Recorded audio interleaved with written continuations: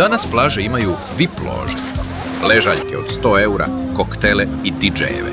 Ali nekad je plaža bila naš dnevni boravak na otvorenom. Borba za teritorij počinjala je u 7 ujutro.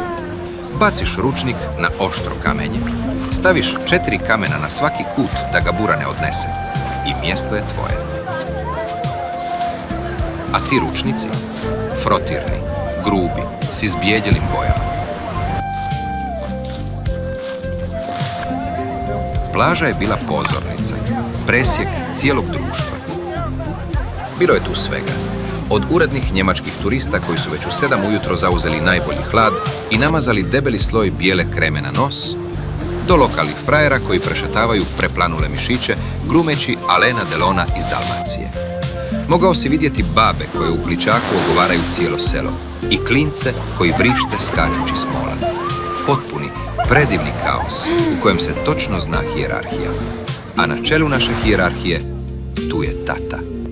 U onim malim, uskim kupaćim gaćama. Na licu mu je otvoren večernjak ili sportske novosti, kao zaštita od sunca.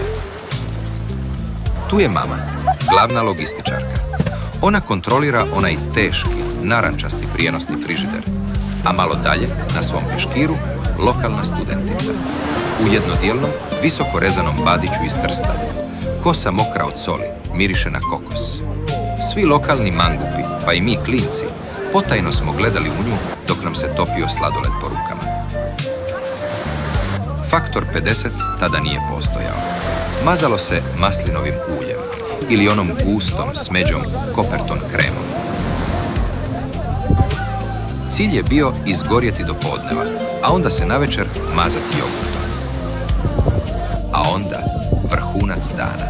Kad sunce upeče, otvara se frižider. Na plaži se nije jela riba, jeo se paradajz. Onaj ogromni, domaći, nepravilnog oblika. Uz to, naravno, svetinja, bijeli kruh i debeli sloj paštete iz konzerve. Ponekad bi vjetar nanio malo pijeska u sendvič, pa bi hrskalo pod zubima. Ali nikome to nije smetalo. To je bio začin. Pio se sok na razriđivanje, iz plastične termosice s onom pipom na vrhu. Već napola topao, ali najbolji na svijetu. Mi klinci, mi se nismo vadili iz mora dok nam usne ne poplave, a zubi ne počnu cvokotati. S jugoplastika sandalama na nogama lovili smo rakove. Ležali smo na tvrdom kamenju. Bili smo slani, ljepljivi, opečeni od sunca i puni pijeska. Nismo imali luksuz, ali taj miris, mješavina paštete, borovine i kreme za sunčanje, to je bio miris savršenog ljeta. Laku noć, kupači.